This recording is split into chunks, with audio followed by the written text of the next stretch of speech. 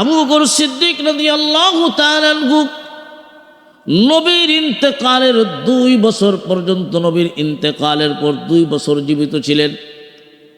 আবু বকর সিদ্দিক রাদিয়াল্লাহু তাআলা আনহু যেদিন পৃথিবীর থেকে বিদায় হয়ে গেছেন, ওনার লাশটাকে নবীজির কবরের পাশে নিয়ে সর্বপ্রথমেই অনুমতি চাওয়া হলো, ও নবীজি, আপনার দুনিয়ার জীবনের সাথী, হিজরতের সাথী আবু বকর সিদ্দিককে শোয়াবো, আবু বকর সিদ্দিককে আপনার পাশে শোয়াবো।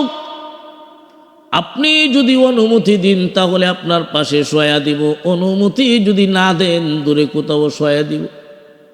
এমনি শোনা যায় রোজার ভিতর থেকে আওয়াজ আসতেছে, আদখিলুল হাবিবা ইলাল হাবিব, বন্ধুকে বন্ধুর পাশে শোয়া দাও। ও মুসলমান ইমানদার, কেমন বন্ধু আবু বকর সিদ্দিক, কেমন বন্ধু! আল্লাহর পয়গম্বরের সাথে কেমন বন্ধুত্ব ছিল ওনার। এই জন্যে আল্লাহ ওয়ালাদের সাথে বন্ধুত্ব রাখলে, আল্লাহ ওয়ালাদের সাথে যদি আপনার মহব্বত হয় তাহলে আপনিও দামি হয়ে যাবেন। নেক কাজে একে অন্যের সাথে বন্ধুত্ব হয়, আর গুনার কাজে একে অন্যের সাথে শত্রুতা হয়।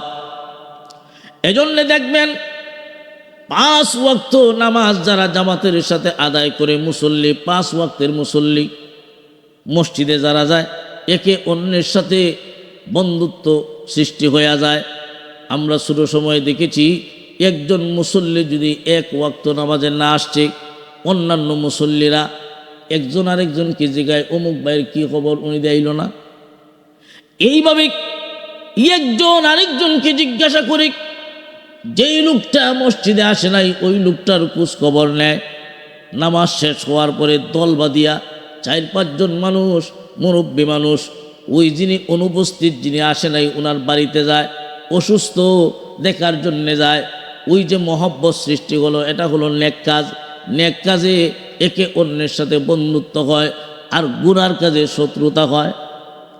ভাইয়েরা আমার, লক্ষ্য করে দেখুন, আবু বকর সিদ্দিক রাদিয়াল্লাহু তাআলা আনহু যখন খলিফা, ইসলামের প্রথম খলিফা আবু বকর সিদ্দিক রাদিয়াল্লাহু তাআলা আনহু, ওনার খেলাফতকালে যেই সমস্ত মানুষ বিধবা ছিলেন, তাদের জিম্মাদার, তাদের খেদমত করার জন্যে কে কোন অসহায় বিধবা নারীর খেদমত করবে, একটা লিস্ট টাঙ্গানো হলো।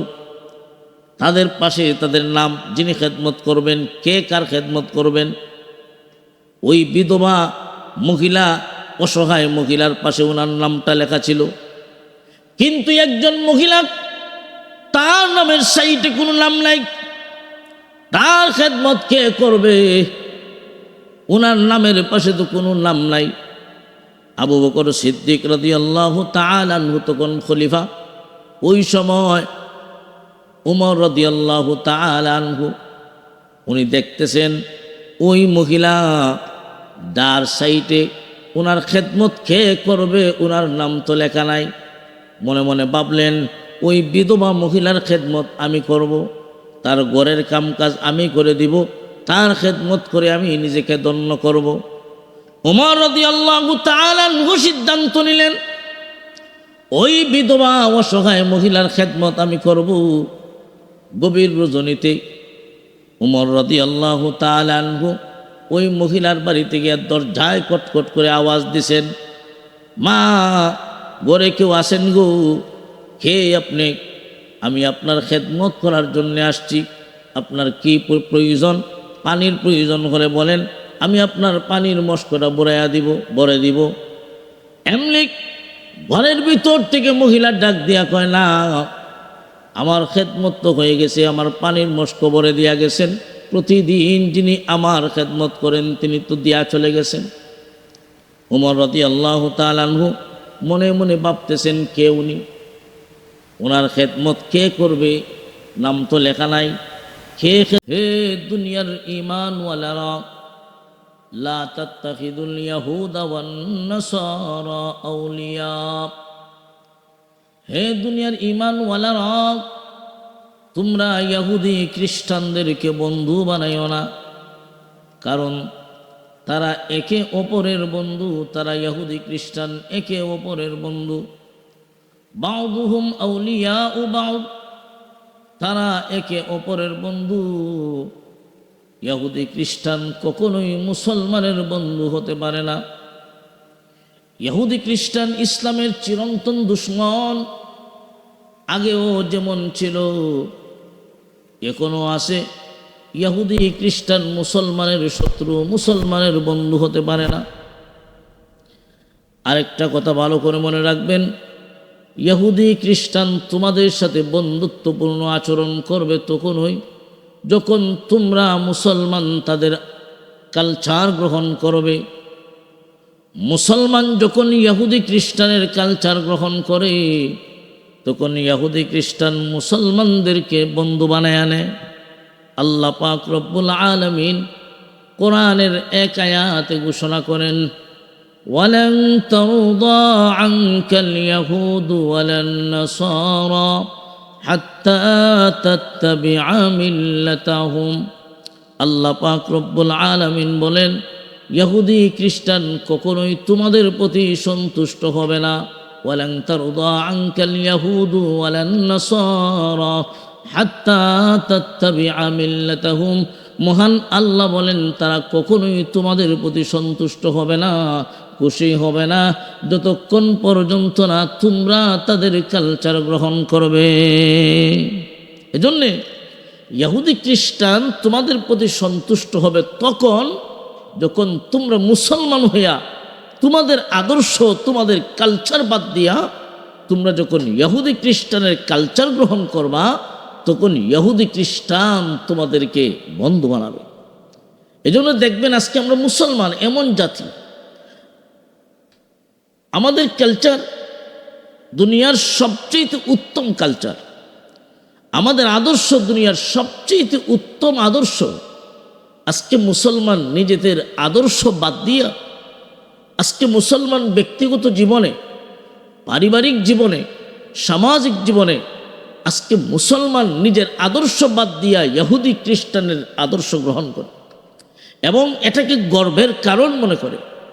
ও মুসলমান, এমন যদি হয় মুসলমান তার নবীর উত্তম আদর্শ বাদ দিয়া ইহুদি খ্রিস্টানের আদর্শ নিয়া ব্যক্তিগত জীবনে ফিট করে, পারিবারিক জীবনে ফিট করে, সামাজিক জীবনে তাদের আদর্শ ফিট করে, আর এটাকে গর্বের কারণ মনে করে, তাহলে মনে রাখবা সেই দিন বেশি দূরে নয়, সেই দিন বেশি দূরে নয়, এমন একদিন আসবে ও মুসলমান, তুমি তোমার আদর্শ বাদ দিয়া ইহুদি খ্রিস্টানের আদর্শ গ্রহণ করার কারণে এই আদর্শটাই তোমার ধ্বংসের কারণ হয়ে দাঁড়াবে। এজন্য ভাই, বন্ধু নির্বাচনের ক্ষেত্রে আপনি কাকে বন্ধু বানাবেন, কার আদর্শ গ্রহণ করবেন, আপনি বন্ধু বানানোর ক্ষেত্রে হিসাব করতে হবে, আপনি জাস্টিফাই করতে হবে, যাচাই বাছাই করে আপনি বন্ধু বানাবেন। সাবধান, এজন্যে সবাইকে বন্ধু বানানো যাবে না। আল্লাহ রসুল সাল্লাল্লাহু আলাইহি সাল্লাম বলেন, قال النبي صلى الله عليه وسلم المرء مع من أحب। যে যাকে পছন্দ করবে, যে যাকে মহব্বত করবে, তার সাথে তার হাসর হবে। দুনিয়ার মুসলমান ইমানদার, তোমার মহব্বত যদি হয় ইহুদি খ্রিস্টানের সাথে, তোমার হাসর হবে ইহুদি খ্রিস্টানের সাথে। আর তোমার মহব্বত যদি হয় আল্লাহ ওয়ালাদের সাথে, বিশ্ব নবীর আদর্শের উপর যদি তুমি প্রতিষ্ঠিত হও, নিজেকে যদি গঠন করতে পারো, কিয়ামতের কঠিন ময়দানে বিশ্ব নবীর সাথে তোমার হাসর হবে। এই জন্য লক্ষ্য করে দেখেন, ইহুদি খ্রিস্টান মুসলমানের বন্ধু নয়। ও মুসলমান, তোমাদের বন্ধু একমাত্র ওই সমস্ত মুসলমানই হতে পারে। মুসলমান মুসলমানের বন্ধু, ইহুদি খ্রিস্টান কখনোই মুসলমানের বন্ধু হয় না। আজকে সারা দুনিয়ার মানুষের অবস্থা দেখবেন, মুসলমান নিজেরা দ্বন্দ্ব, একজন আরেকজনের দোষ তালাশ করে, মুসলমান একে অন্যের সাথে শত্রুতা পোষণ করে, আর বিজাতীয় ইহুদি খ্রিস্টানের সাথে বন্ধুত্বপূর্ণ আচরণ করে। আমাদের সমাজটা এমন হয়ে গেল, নিজেরা নিজেরা দ্বন্দ্বে লিপ্ত হয়ে যাই, একজন আরেকজনের দোষ তালাশ করি, একে অন্যের উপর কাদা চোরাচুরি করি, নিজেরা নিজেরা আজকে একে অন্যের দোষ তালাশ করে আজকে মুসলমান ইসলামকে জাতির সামনে কলঙ্ক করতেছে। অথচ মুসলমান একে অন্যের শত্রু নয়, একে অন্যের বন্ধু। আল্লাহ পাক রব্বুল আলামিন এই কথাটাই কোরআনে ঘোষণা করেন, ওয়াল মুমিনুনা ওয়াল মুমিনাতু বা'দুহুম আউলিয়াউ বা'দ। আল্লাহ পাক রব্বুল আলামিন বলেন, হে দুনিয়ার ঈমানওয়ালারাও, তোমরা পরস্পর একে অন্যের বন্ধু। মুমিন মুমিনের বন্ধু, ইমানদার ইমানদারের বন্ধু। কখনোই ইমানদারের বন্ধু ইহুদি খ্রিস্টান হতে পারে না। আজকে মুসলমান একে অন্যের সাথে শত্রুতা পোষণ করে, শত্রুতা রেখে বন্ধুত্ব গ্রহণ করে ইহুদি খ্রিস্টানের সাথে। এই জন্যেই আজকে দেখবেন পারিবারিক জীবন, সামাজিক জীবন, ব্যক্তিগত জীবন কোনো ক্ষেত্রেই শান্তি নাই, শুধু অশান্তির আগুন দাউ দাউ করে জ্বলে। তার একমাত্র কারণ হলো শান্তি প্রতিষ্ঠিত হয় কোন আদর্শ গ্রহণ করলে, সেই আদর্শ বাদ দিয়া মুহাম্মদুর রাসূলুল্লাহর আদর্শই হলো এই পৃথিবীতে উত্তম আদর্শ। আজকে মুসলমান উত্তম আদর্শ বাদ দিয়া ইহুদি খ্রিস্টানের আদর্শ ব্যক্তিগত জীবনে গ্রহণ করে, সামাজিক জীবনে গ্রহণ করে, পারিবারিক জীবনে গ্রহণ করে। আজকে তাকায় দেখবেন মুসলমান যুবক যুবতী নিজেদের 3.5 হাত বডির মাঝেও মুহাম্মদুর রাসূলুল্লাহর আদর্শ বাদ দিয়া ইহুদি খ্রিস্টানের আদর্শ ফিট করে। মনে করেন চুল কাটা, একটা মুসলমান সে চুল কেমনে কাটবে সেটাও মুহাম্মদুর রাসূলুল্লাহ সাল্লাল্লাহু আলাইহি ওয়াসাল্লামের শিখিয়ে দিয়েছেন। নবীর আদর্শ আছে না নাই? আজকে মুহাম্মদুর রাসূলুল্লাহর আদর্শের উপর চুল না রাখিয়া ইহুদি খ্রিস্টান নায়ক নায়িকা কে কোন স্টাইলের চুল কাটে, আজকে আমি মুসলমান হইয়া তাদের স্টাইল আমার মাথাতে আমি ফিট করতেছি, চুল কাটা পর্যন্ত ইহুদি খ্রিস্টানের আদর্শ মোতাবেক গ্রহণ করি। আপনি তাকায় দেখেন আজকে পোশাক পরিচ্ছেদ, আজকে মুসলমান নিজেদের ইসলামী পোশাক পরিচ্ছেদ বাদ দিয়া ইহুদি খ্রিস্টানের পোশাক পছন্দ করে। ইহুদি খ্রিস্টানের পোশাক মুসলমান মা বোনের আজকে পরিধান করে, এটাই তাদের কাছে পছন্দনীয়। আফসোস, এই জাতি আর কোন দিন তাদের উত্তম আদর্শ গ্রহণ করবে? ও মুসলমান, যতদিন পর্যন্ত নিজেদের উত্তম আদর্শ গ্রহণ না করবা, যতদিন পর্যন্ত নবীর সুন্নত মোতাবিক আদর্শ মোতাবিক নিজের জীবন গড়তে না পারবা, খোদার কসম কেড়ে বলি, খোদার কসম কেড়ে বলি, শান্তি প্রতিষ্ঠিত করার জন্যে দৌড়াইতে পারবা, তথাপি কোনোদিন ব্যক্তিগত জীবনে বলেন, পারিবারিক জীবনে বলেন, কখনোই শান্তি প্রতিষ্ঠিত হবে না। আজকে আমাদের কাছে উত্তম আদর্শ ছিল, নবীর আদর্শটাই ছিল উত্তম আদর্শ। আজকে আমরা উত্তম আদর্শ দিকে নাই। এজন্য ভাইয়েরা আমার, বন্ধু নির্বাচনের ক্ষেত্রে খুব হিসাব কিতাব করতে হবে। আপনি কাকে বন্ধু বানাবেন, কার সাথে আপনি দুনিয়ার জীবনের সম্পর্ক রাখবেন, এটা খুব হিসাব করে করতে হবে। আপনার বন্ধু যদি হয় ভালো, অবশ্যই আপনাকে ভালোর দিকে নিয়ে যাবে। একজন খারাপ মানুষের সাথে যদি আপনার বন্ধুত্ব হয়, খারাপ বন্ধু আপনাকে খারাপের দিকে নিয়ে যাবে।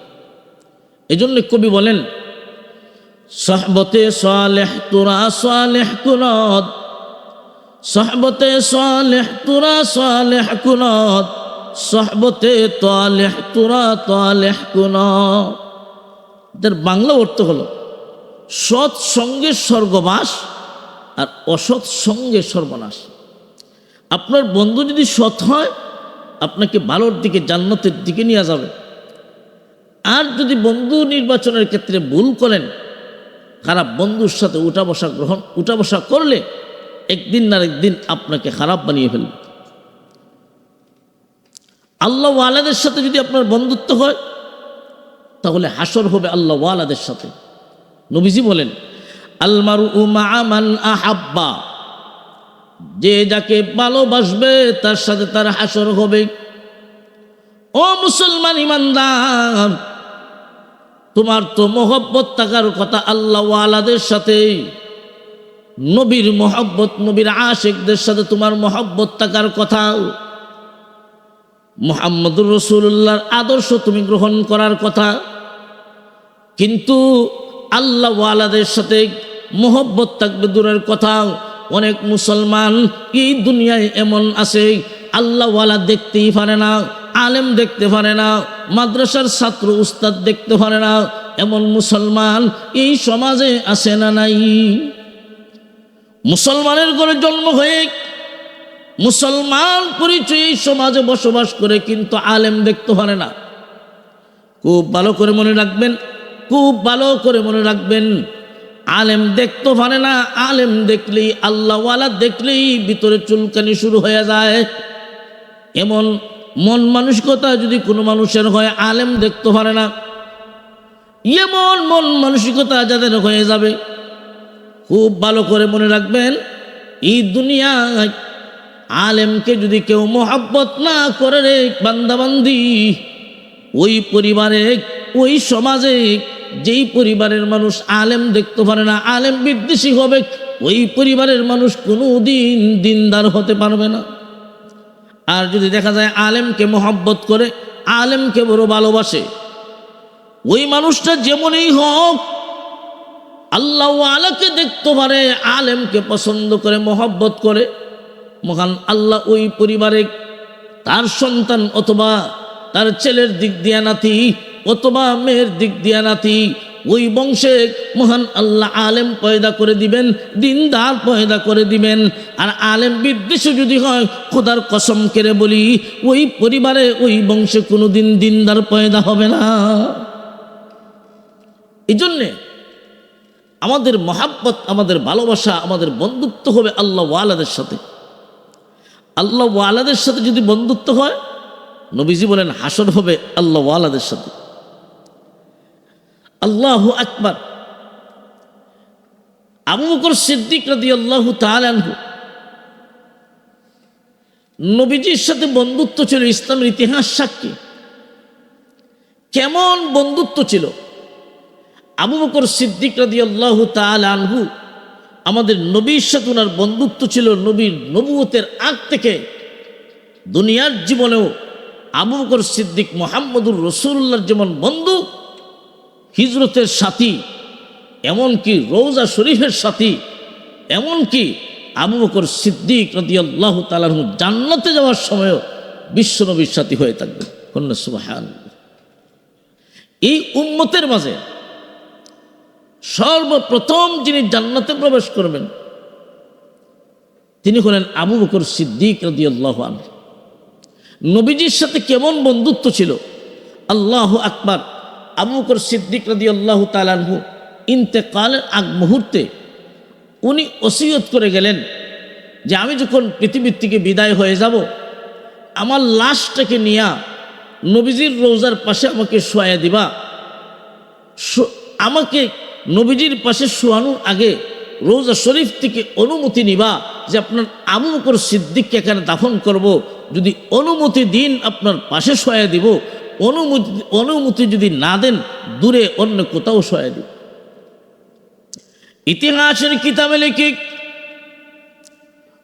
নবীজির পরম বন্ধু আবু বকর সিদ্দিক রাদিয়াল্লাহু তাআলা আনহু, নবীজির সাথে এমন বন্ধুত্ব ছিল, আল্লাহর নবী দুনিয়া থেকে বিদায় হবার পরে আবু বকর সিদ্দিকের অন্তরে এমন আঘাত লাগলো, এমন ব্যথা পেলেন। আবু বকর সিদ্দিক যতদিন দুনিয়ায় জীবিত ছিলেন, উনি রাত্রে যখন ঘুমাইতেন এইভাবে উপরের দিকে হা করে শ্বাস ছাড়তেন, আহা আমার নবী দুনিয়াত নাই। নবীর বিরহ ব্যথা আবু বকর সিদ্দিক রাদিয়াল্লাহু তাআলা আনহুর অন্তরে এমন ভাবে লাগলো, আবু বকর সিদ্দিক যখন কথা বলতেন ভিতর থেকে কলিজা পুরা গন্ধ বের হতো। আর এইভাবে উপরের দিকে হা করে যে শ্বাস ছাড়তেন, আহা আমার নবী দুনিয়াত নাই। ইতিহাসের কিতাবে লেখে উপরের সামিয়ানার মাঝে দাগ পড়ে গিয়েছিল। আবু বকর সিদ্দিক রাদিয়াল্লাহু তাআলা আনহু নবীর ইন্তেকালের 2 বছর পর্যন্ত, নবীর ইন্তেকালের পর 2 বছর জীবিত ছিলেন। আবু বকর সিদ্দিক রাদিয়াল্লাহু তাআলা আনহু যেদিন পৃথিবীর থেকে বিদায় হয়ে গেছেন, ওনার লাশটাকে নবীজির কবরের পাশে নিয়ে সর্বপ্রথমেই অনুমতি চাওয়া হলো, ও নবীজি, আপনার দুনিয়ার জীবনের সাথী হিজরতের সাথী আবু বকর সিদ্দিককে শোয়াবো, আবু বকর সিদ্দিককে আপনার পাশে শোয়াবো। আপনি যদি অনুমতি দিন তাহলে আপনার পাশে শোয়া দিব, অনুমতি যদি না দেন দূরে কোথাও শোয়া দিব। এমনি শোনা যায় রোজার ভিতর থেকে আওয়াজ আসতেছে, আদখিলুল হাবিবা ইলাল হাবিব, বন্ধুকে বন্ধুর পাশে শোয়া দাও। ও মুসলমান ইমানদার, কেমন বন্ধু আবু বকর সিদ্দিক, কেমন বন্ধু! আল্লাহর পয়গম্বরের সাথে কেমন বন্ধুত্ব ছিল ওনার। এই জন্যে আল্লাহ ওয়ালাদের সাথে বন্ধুত্ব রাখলে, আল্লাহ ওয়ালাদের সাথে যদি আপনার মহব্বত হয় তাহলে আপনিও দামি হয়ে যাবেন। নেক কাজে একে অন্যের সাথে বন্ধুত্ব হয়, আর গুনার কাজে একে অন্যের সাথে শত্রুতা হয়। এজন্য দেখবেন 5 ওয়াক্ত নামাজ যারা জামাতের সাথে আদায় করে মুসল্লি, 5 ওয়াক্তের মুসল্লি, মসজিদে যারা যায়, একে অন্যের সাথে বন্ধুত্ব সৃষ্টি হয়ে যায়। আমরা ছোট সময় দেখেছি একজন মুসল্লি যদি 1 ওয়াক্ত নামাজে না আসছে, অন্যান্য মুসল্লিরা একজন আরেকজনকে জিজ্ঞায়, অমুক ভাইয়ের কি খবর, উনি দেইল না। এইভাবে একজন আরেকজনকে জিজ্ঞাসা করে, যেই লোকটা মসজিদে আসে নাই ওই লোকটার খোঁজ খবর নেয়। নামাজ শেষ হওয়ার পরে দল বাঁধিয়া 4-5 জন মানুষ, মুরব্বী মানুষ, ওই যিনি অনুপস্থিত, যিনি আসে নাই ওনার বাড়িতে যায়, অসুস্থ দেখার জন্যে যায়। ওই যে মহব্বত সৃষ্টি হলো, এটা হলো নেক কাজ। নেক কাজে একে অন্যের সাথে বন্ধুত্ব হয়, আর গুনার কাজে শত্রুতা হয়।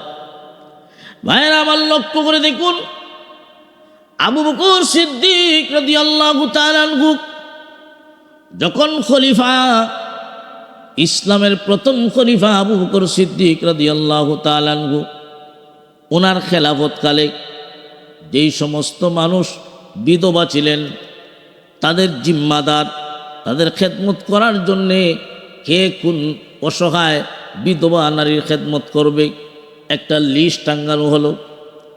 তাদের পাশে তাদের নাম, যিনি খেদমত করবেন, কে কার খেদমত করবেন। ওই বিধবা মহিলা, অসহায় মহিলার পাশে ওনার নামটা লেখা ছিল, কিন্তু একজন মহিলা, তার নামের সাইটে কোনো নাম নাই। তার খেদমত কে করবে? ওনার নামের পাশে তো কোনো নাম নাই। আবু বকর সিদ্দিক রাদিয়াল্লাহু তাআলা আনহু তখন খলিফা। ওই সময় উমর রাদিয়াল্লাহু তাআলা আনহু উনি দেখতেছেন ওই মহিলা যার সাইটে ওনার খেদমত কে করবে ওনার নাম তো লেখা নাই।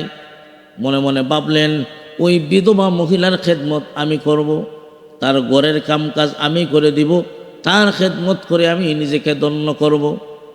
উমর রাদিয়াল্লাহু তাআলা আনহু সিদ্ধান্ত নিলেন, ওই বিধবা অসহায় মহিলার খেদমত আমি করব। গভীর রজনীতে উমর রাদিয়াল্লাহু তাআলা আনহু ওই মহিলার বাড়িতে গিয়ে দরজায় কটকট করে আওয়াজ দিছেন, মা, ঘরে কেউ আসেন গো? কে আপনি? আমি আপনার খেদমত করার জন্য আসছি। আপনার কি প্রয়োজন? পানির প্রয়োজন হলে বলেন, আমি আপনার পানির মশকটা ভরে দিব। এমনি ঘরের ভিতর থেকে মহিলা ডাক দিয়া কয়, না, আমার খেদমত তো হয়ে গেছে, আমার পানির মশক ভরে দিয়া গেছেন। প্রতিদিন যিনি আমার খেদমত করেন তিনি তো দিয়া চলে গেছেন। উমর রাদিয়াল্লাহু তাআলা আনহু মনে মনে ভাবতেছেন, কে উনি? ওনার খেদমত কে করবে? নাম তো লেখা নাই। কে খেদমত করলো? উমর রাদিয়াল্লাহু তাআলা আনহু মনে মনে ভাবতেছেন, না, আমি আরেকটু আগে আসব। উমর রাদিয়াল্লাহু তাআলা আনহু পরের দিন আরেকটু আগে আসলেন, জিজ্ঞাসা করলেন, মা, আমি আপনার খেদমত করতে আসছি, কি প্রয়োজন আমাকে বলুন, আমি আপনার পানির মশকটা ভরে দেই। ওই দিনও মহিলা বলতেছে না, আজকেও তো উনি আমার খেদমত করে চলে গেছেন। ওমর রাদিয়াল্লাহু তাআলা আনহু মনে মনে ভাবতেছেন, কে উনি? আমি চাইলাম খেদমত করব, আমার আগে উনি খেদমত করেন, কে উনি? মনে মনে ভাবতেছেন আর কল্পনা করতেছেন, আমি দেখব ওই লোকটা কে আমার আগে আগে ওই মহিলার খেদমত করে চলে যায়। ওমর রাদিয়াল্লাহু তাআলা আনহু খুব ভোরবেলায় ফজরের আগ মুহূর্তে চাদর মুড়ি দিয়া মুখটা ডাকে একটি ঝুপড়ির ভিতরে উনি বসে আছেন। উনি দেখবেন ওই লোকটা কে, ওই মহিলার খেদমতের জন্য হাজির হয় উনি কে। এমনি তাকায় দেখতেছেন চাদর দিয়া মুখটা ডাকা একটা লোক ওই মহিলার খেদমতের জন্য ওনার কাছে আসছে, ওনার ঘরে আসছে। ওমর রাদিয়াল্লাহু তাআলা আনহু মনে মনে ভাবতেছেন, নিশ্চয় উনি কোনো মানুষ নয়, কোনো জিন্নাত হবে, এই মহিলার খেদমতের জন্য আসছে, কোনো জিন্নাত হবে। মনে মনে ভাবতেছেন, এরপরও মনে মনে সাহস নিয়ে বলতেছেন, দেখবো এই জিন্নাতটাকে। কারণ ওমর তো শয়তান জিন্নাতকে ভয় পায় না। ওমর রাদিয়াল্লাহু তাআলা আনহু উনি তাকায় আছেন, উনি ধরবেন আজকে এই খেদমত কার, কোনি কে খেদমত করে ওনাকে দেখবেন। চাদর দিয়া মুখটা ঢাকা ওমর রাদিয়াল্লাহু তাআলা আনহু পেছন দিক থেকে আইসা এইভাবে চাপ দিয়া ধরলেন, জড়াইয়া ধরলেন। কে পরিচয় নেবেন? যেই মাত্র চেহারার উপর থেকে চাদরটা সরাইলেন, এমনি তাকায়া দেখেন উনি আর কেউ নয়, আমিরুল মুমিনিন আবু বকর সিদ্দিক। আবু বকর সিদ্দিক রাদিয়াল্লাহু তাআলা আনহু ইসলামের প্রথম খলিফা। আবু বকর সিদ্দিক খলিফা হয়ে ওই মহিলার খেদমত করেন। তখন ওমর রাদিয়াল্লাহু তাআলা আনহু কপালে তাফা দিয়া বলেন, রে আবু বকর, আমার মা আপনাকে কেন জন্ম দিল? জীবনে কোনো দিন নেক আমলে আমি তোমার চাইতে আগে যেতে পারি নাই। এই ছিল বন্ধুত্ব আবু বকর এবং ওমর রাদিয়াল্লাহু তাআলা আনহু। নেক আমলে প্রতিযোগিতা, কে খেদমত করতে পারে, নেক আমলে প্রতিযোগিতা করা জায়েজ। আর খেলাধুলায় গুনার কাজে প্রতিযোগিতা করা হারাম। প্রতিযোগিতা নেক আমলে প্রতিযোগিতা করা জায়েজ আছে, আর খেলাধুলায় প্রতিযোগিতা করা হারাম। নেক আমলে বন্ধুত্ব হয় আর গুনার কাজে শত্রুতা হয়। আবু বকর সিদ্দিক রাদিয়াল্লাহু তাআলা আনহু এদের মর্যাদা এমন হয়ে গেল, আল্লাহু আকবার, আল্লাহু আকবার। আবু বকর সিদ্দিক রাদিয়াল্লাহু তাআলা আনহু এবং হযরত উমর রাদিয়াল্লাহু তাআলা আনহু, এই দুজনের মর্তবা কেমন, দুজনের মর্তবা কেমন। একদিন জিবরাইল আলাইহিস সালাতু ওয়াস সালাম এসে আল্লাহর পয়গম্বরকে বলেন, ও আল্লাহর পয়গম্বর, আমাকে একটু অনুমতি দিন, সময় দিন, আমি একজন সাহাবীর প্রশংসা করব, আপনার একজন সাহাবীর প্রশংসা করব। এই সাহাবীর নাম হযরত উমর ইবনুল খাত্তাব। আল্লাহ রসুল বলেন, ঠিক আছে, সময় দিলাম 1 ঘন্টা। জিবরাইল বলেন, না 1 ঘন্টায় হবে না। 2 ঘন্টা দিলাম, না হবে না। আল্লাহ রসুল বলেন, 1 দিন সময় দিলাম। জিবরাইল বলেন, না 1 দিন সময়ও হবে না। আবার অনুমতি চাইলেন, ইয়া রাসূলুল্লাহ, ইয়া হাবিবাল্লাহ, আমাকে সময় দিন, আমি আপনার সাহাবীর প্রশংসা শুরু করব। আল্লাহর রসুল বলেন, 1 দিন দিলাম, 2 দিন দিলাম, হবে না।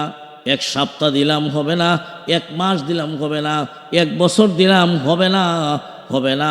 এমনি জিবরাইল আলাইহিস সালাতু ওয়াস সালাম বলেন, ইয়া রাসূলুল্লাহ, ইয়া হাবিবাল্লাহ, আল্লাহর নবী গো, আপনি যদি আমাকে এই পরিমাণ সময় দিতে পারেন, পয়গম্বর নূহ আলাইহিস সালাতু ওয়াস সালাম যেই পরিমাণ সময় লাগায়া কালেমার দাওয়াত দিয়েছেন, 960 বছর বয়স, 960 বছর পর্যন্ত যদি সময় দিতে পারেন, তাহলে দেখতে পারি আমি জিবরাইল আপনার সাহাবী উমরের প্রশংসা শুরু করা যায় কি। সুবহানাল্লাহ, কেমন প্রশংসার অধিকারী উমর ইবনুল খাত্তাব রাদিয়াল্লাহু তাআলা আনহু। তো ভাই বলতেছিলাম, নেক আমলে একে অন্যের সাথে বন্ধুত্ব হয়, আর গুনার কাজে একে অন্যের সাথে শত্রুতা হয়। সাহাবায়ে কেরাম নেক আমলে প্রতিযোগিতা করতেন, কে কার চাইতে আগে যেতে পারে, কে কার চাইতে আগে যেতে পারে। কিন্তু আজকে আমরা খেলাধুলায় গুনার কাজে প্রতিযোগিতা করি, কে কার চাইতে আগে যেতে পারে। ঠিক না বেটি? এই জন্যে আপনি বন্ধু নির্বাচনের ক্ষেত্রে খুব হিসাব করবেন, হিসাব মিলাবেন, কার সাথে আপনি চলবেন, কার সাথে আপনার বন্ধুত্ব হবে, কার সাথে আপনার উঠা বসা হবে। কারণ আপনি যার সাথে মহব্বত রাখবেন, হাসরের মাঠে তার সাথে আপনার হাসর হবে। আল্লাহ পাক রব্বুল আলামিন আমাদের সবাইকে আল্লাহ ওয়ালা নেককার মানুষের সাথে বন্ধুত্ব রাখার তৌফিক দান করুক। সকলে বলুন আমিন। ওয়া আখিরু দাওয়ানা আনিল হামদুলিল্লাহি রাব্বিল আলামিন।